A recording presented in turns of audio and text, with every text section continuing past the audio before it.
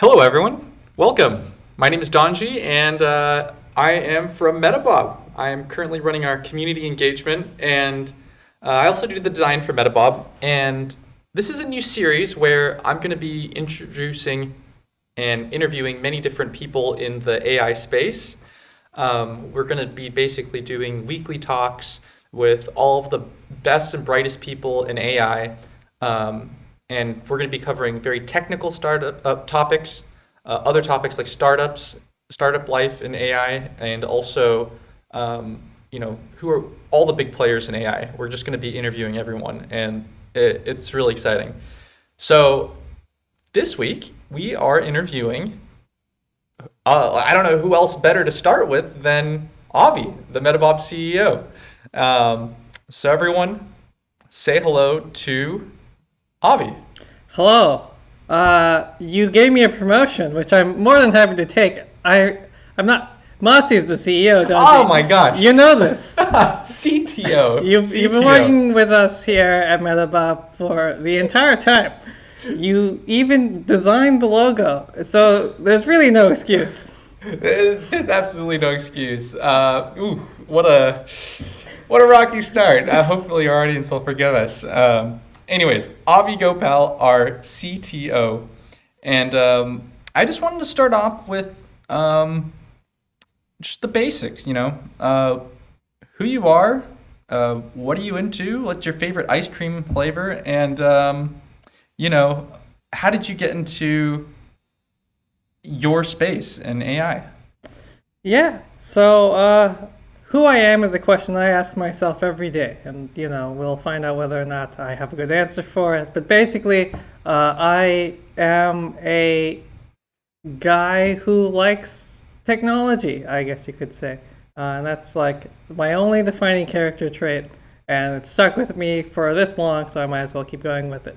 But essentially, my background is mostly in like engineering research, actually. So a lot of my earlier career, you could say, was more in doing like aerospace research and CFD to go like optimize certain different types of airfoils for different configurations, as well as to also make dynamically changing ones so we can maximize efficiency throughout different modes and airspeeds. So that was definitely something that was like one of my first projects. And then from there, I've basically been going more and more into the automation space. CFD actually lends itself fairly well to the same types of methods that are used in lots of different machine learning techniques. So from there, it was relatively straightforward to move over to create basically an area mapping drone to go keep track of different objects as they move in a dynamic space. And then using that, through that project basically is where I actually started with machine learning and machine learning type techniques in more like detail.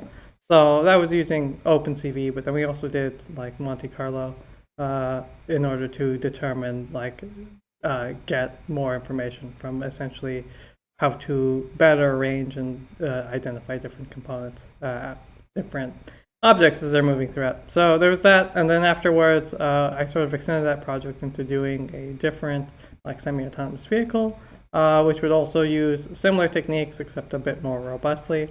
And from there, basically, I got into doing more of the actual AI, I guess you could say, type activities. So things that are more related to neural networks. And it was just mostly reading papers and keeping up with the new changes. It's also kind of how I met Massi as I was entering into the open source community at that time and working on a couple of projects. Yeah, so for those of you who do not know Avi well, in our group and both startup and outside of work, he is the person that we go to, basically the human Wikipedia. He knows a little bit about literally everything and a lot about AI and other topics like, other complex things like crypto as well. So, if he's always 100% accurate. Always. And I know you make this joke, but it's a process. Like, you need to always be able to accept that you're wrong, probably more often than you want to be. So it's all about learning from the mistakes, really. Yeah. So you met Massi in We were doing a hackathon, I guess is and the way we. just to clarify, people, Massi is our CEO, Massimiliano Genta. Massimiliano Genta. Oh God, I'm gonna be burned at the stake now. Maybe. This might be the last podcast you do, and it's the first one. But you guys met at a blockchain. Basically what we were doing, it was a hackathon, but the theme was essentially trying to go and extend more decentralized opportunities, or at least use the capabilities of decentralized technologies in order to produce like better outcomes. So for that, we actually started on a project called Kleist, where we were working on making basically a decentralized, openly governed social media slash. It wasn't really social media. It was more social media for developers. It was to help developers find different projects to work on and better compensate them based off of what their activities were within a particular development space, as well as to share what the latest things were going on and like talk to each other.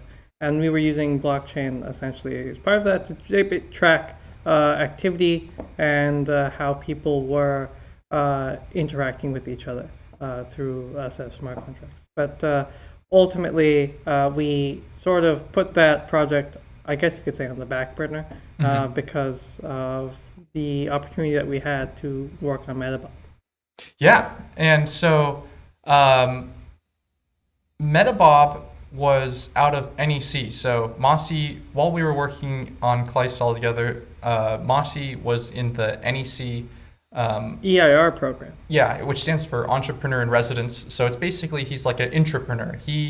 He was brought in by NEC to kind of lead this AI project and bring some structure to it because he's really excellent at like the business side, the project management side, the fundraising side, basically all the things a CEO needs to do.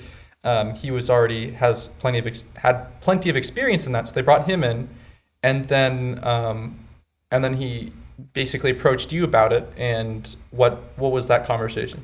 Oh, well, basically, so the EIR program essentially, NEC has quite a lot of money they spend on research and development through like a subsidiary, I guess, called NEC Labs.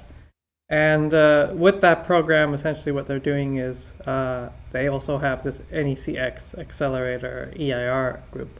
So Massi was a part of the latter group, but what the latter group does is they take technologies that are being developed in NEC Labs and determine like whether or not they can be productized for the open market. Because usually NEC Labs produces things for internal use.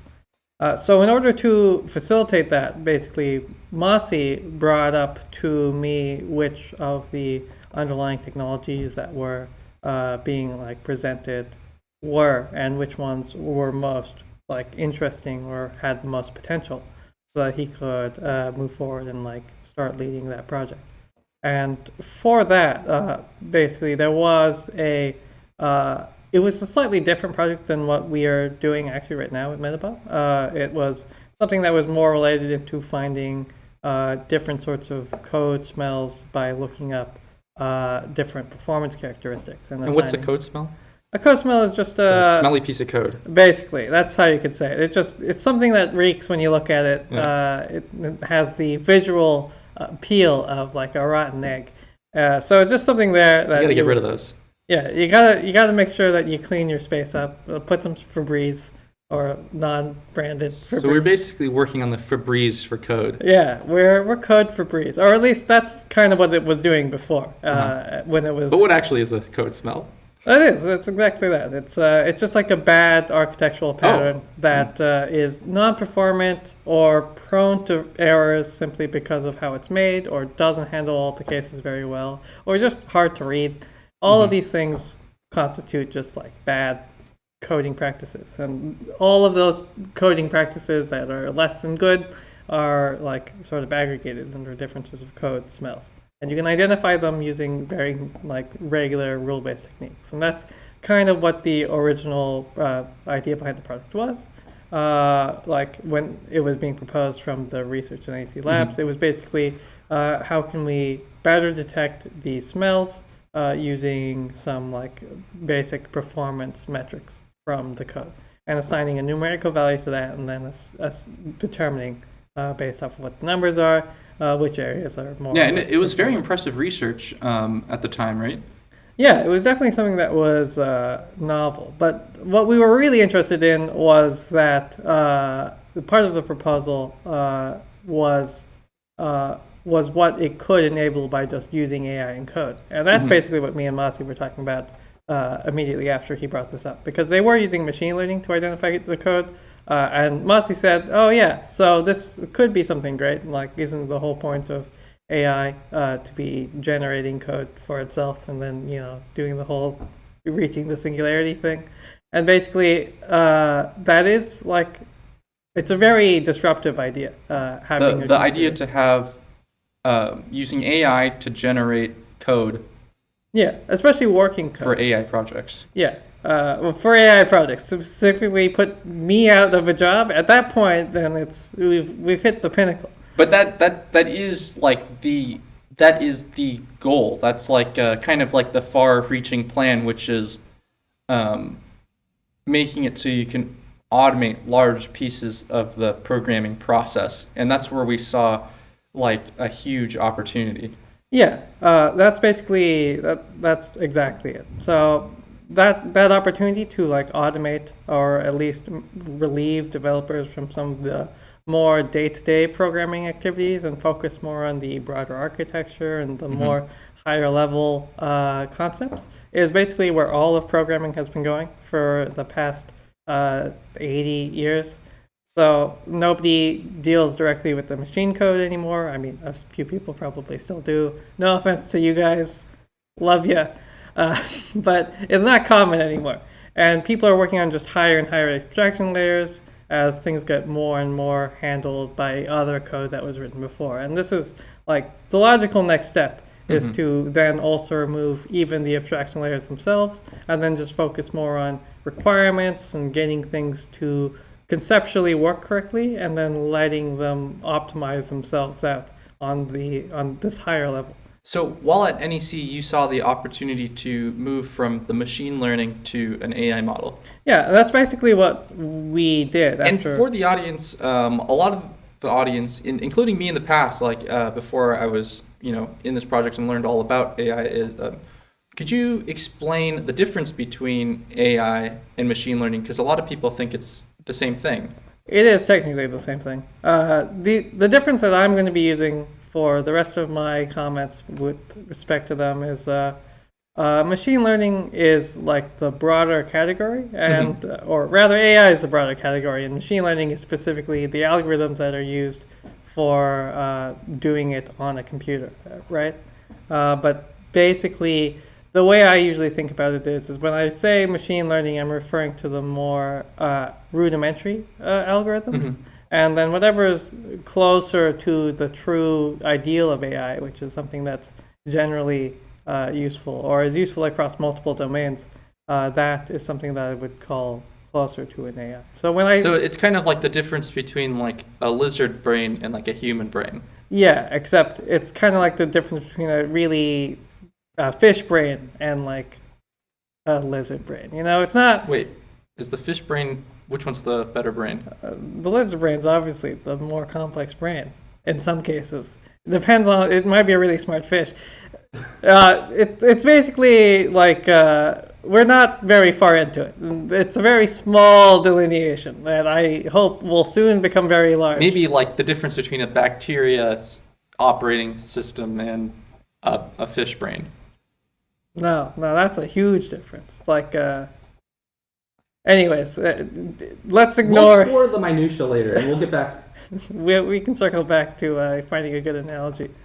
But basically, yeah. So,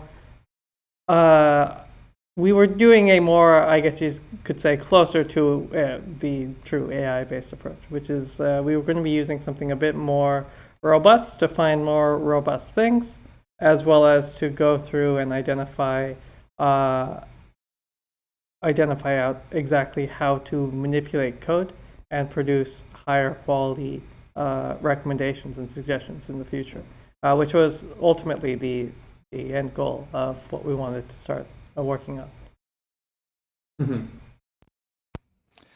So next topic is what happened after NEC? So we basically, the point of the program is to kind of hatch companies and put them out in the real world. So there was a process where we kind of, graduated from NEC and became our own company, and then we entered in a bunch of several other accelerators. Yeah. So basically, the process post, or rather during NEC, because they're still involved to some degree. Yes.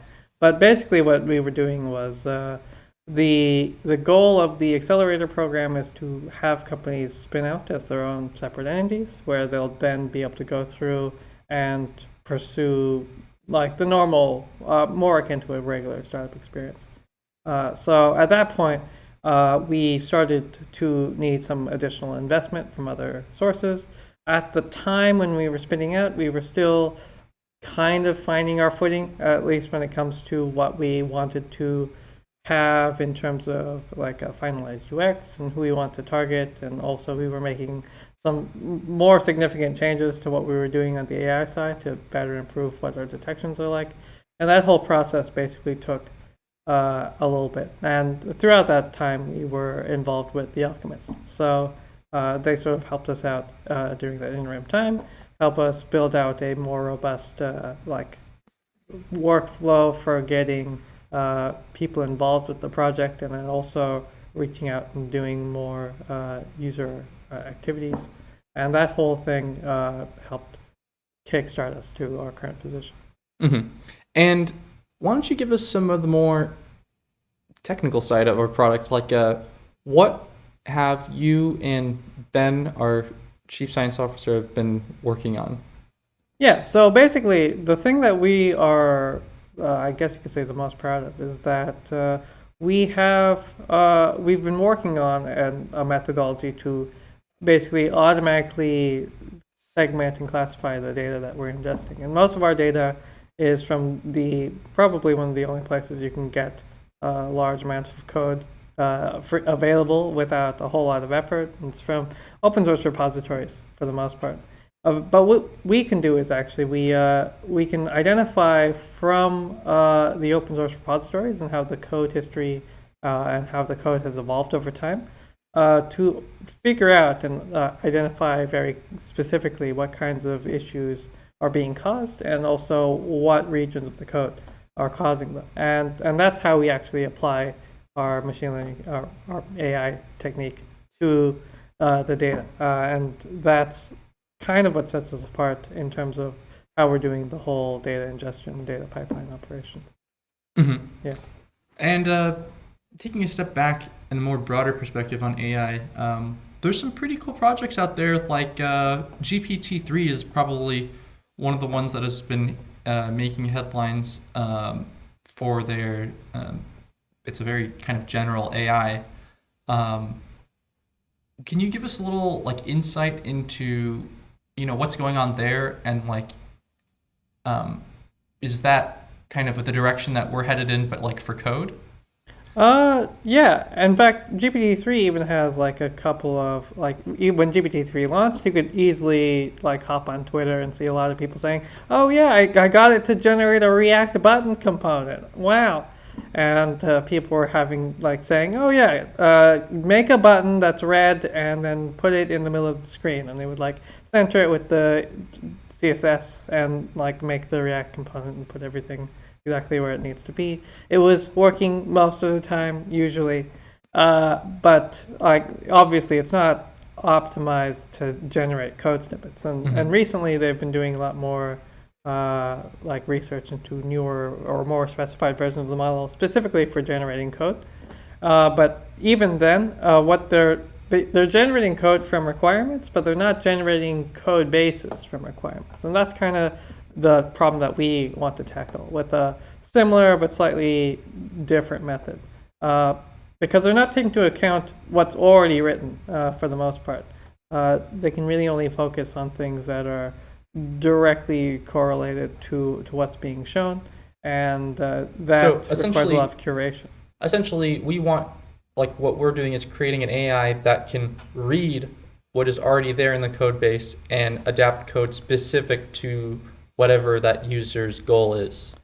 Kind of. What we kind of want to do, I mean, yeah, that's one way of putting it. What we kind of want to do is actually more so we want to take certain places within the code that have been flagged out, and then as a code generation tool. So this isn't even like in the next couple years it's not even on the product roadmap at this point, but basically as a code generation tool, we would take the requirements, just like GPT-3 would take a set of requirements, but instead of generating all of the code that's necessary for the requirements, we would find places within your code base that already have the input hooks for those requirements, and then find how best to structure them so that you can arrange all of the function calls to things that have already been defined and the rest of your code base out into a pattern that's more like how a human being would produce code.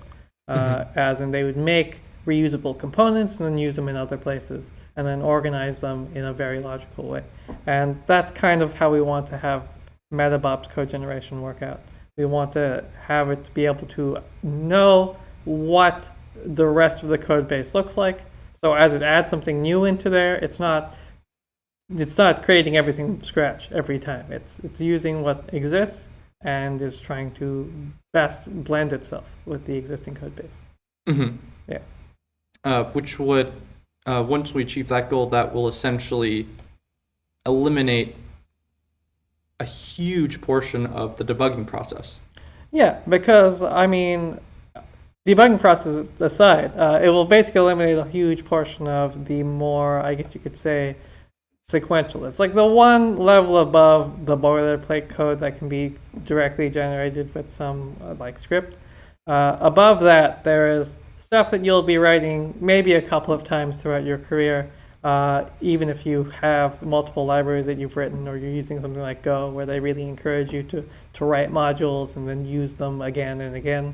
It's the same sort of deal as that, except there'll be some things that are similar but slightly different, so you need to use a slightly different algorithm and you need to rewrite it. And that whole process is very tedious. And we could just remove that stuff and let you focus more on the new stuff that you're interested in doing at any particular time, or the new part of the project that you haven't worked on before, or that is new just in general. And then Metabob can just sort of handle all of the more rote portions of programming and just do the simple things. And if you have something that you need done in a very particular way, you can even like mention it specifically and have it automatically use that type of method and those types of modules to link everything together. And what about the next, like, where do you see Metabob going, like, in the next, what's the in-between goal? That's like the very far goal, but in order to get there, we need to first overcome some hurdles. And what are those hurdles? There's quite a few issues, and mostly it deals with the underlying problem that is, I guess, inherent to the space. And by space, I mean this domain specifically. But also AI in general. I'm sure every other person you bring on will complain about the data set being very noisy. But for coding specifically, there's a lot of different ways to achieve the same solution. And it's very difficult to account for all of these ways when sorting through the data. And even though we can identify in broad strokes what the underlying reason was behind different source of code changes, this helps us really eliminate a lot of the first pass type activities. But we can still do more in order to better collect different types of changes that are correspondent to multiple different types of problems at the same time. Or that may be in different categories simultaneously. And that level of generalization is kind of what we're working on. So right now we are very focused into the domains that we're more specified in, which is the AI ML space. So we find a lot of issues that are very common to data scientists. But then afterwards, what we do is we also have a few other areas that we're branching out into as well, mainly more application-specific stuff, and such as like race conditions or multiprocessing type problems, as well as additional issues that can arise from like certain Python web frameworks. But obviously, that's just a very small fraction of the total cause of all problems. So while we do have detections in the other categories that we have identified, they aren't strong enough for us to have the authority to necessarily show them. And that is kind of what we want to improve. What about, I know labeling is an extremely important part of the process, and one thing that is needed is, I know that GPT-3 was trained on the far reaches of the internet, just basically everything on the internet, just to kind of make some sort of really general AI it has many different use cases, but specifically in our use case, since we're doing it we're making a programming tool, we have to have like real programmers actually train this thing as well, right? Yeah, so like when it comes to GPT-3, they had the foresight to pick a domain where most people are literate, especially if you're on the internet. So you should be able to write English appropriately, and if you can do that, then you're producing viable samples that they can use to train their AI model to predict what the next sequence of words would be for any given precedent sequence of words, or just any precedent sequence in general, really. But basically, we need to do the same thing, except with programmers. And there's much fewer programmers than there are people who speak English in this world. Yeah, so part of the secret sauce, which we can't give away, is, our flows for collecting some of the best programming, resources in the world to train our models. Yeah, I mean, not only doing that, but also doing it in a way that's easily scalable. And that's something that I think gives us a significant advantage over some of the other companies or groups in the space who are doing similar techniques. Yeah. And now just moving on, just what are your general other interests outside of work in AI stuff? Oh, well, that's unfortunate. I do all sorts of things. Most of them aren't from the computer, though. So, I should probably get out more. You want to? Sorry, I just want to clarify. Any investors? Avi has zero life. He does nothing outside of work. Just working 24/7. That's This is a hypothetical. If he wasn't working 24 hours, 7 days a week, what would you? Well, be first I interested take in? a nap. I think that would be great. The naps are the highlights of the day, huh? Really? No, but I'd probably want to go out and do more traveling. I mean, I'm very used to being inside, so honestly, COVID not super effective against me morale-wise. But even I am getting a little tired of it. So probably gonna see the sights, go visit South America, Europe, go around, Yeah. And you're also interested in cryptocurrency? Oh yeah, I am also doing a different podcast activity with you, actually. It's a pretty good coincidence where we talk about various different projects in the crypto space, but mostly one. Nano. Yeah, and big fan of it and just crypto in general, just in terms of the underlying ethos. Though currently there's a lot of, I guess you could say, people who are in it for only the money, and I feel like that they're underselling the tech, and that is something that I can't abide. We have a very tech-focused podcast that we talk about it later. And yeah, I think that about wraps it up. But was there anything else that you wanted to cover? No? Uh, Oh, one last thing is let's take a look at the product itself. So this is Metabob. It's our homepage. We have several demos that you guys can try out. And why don't you just give us a quick overview on how this works? Oh yeah, so basically currently we're integrated in the CI/CD pipeline for most projects. If you're on GitHub or to a lesser extent Bitbucket, it's very simple to get installed. All you have to do is just head on over to the marketplace and then just add it to your repositories or whichever repositories you're interested in.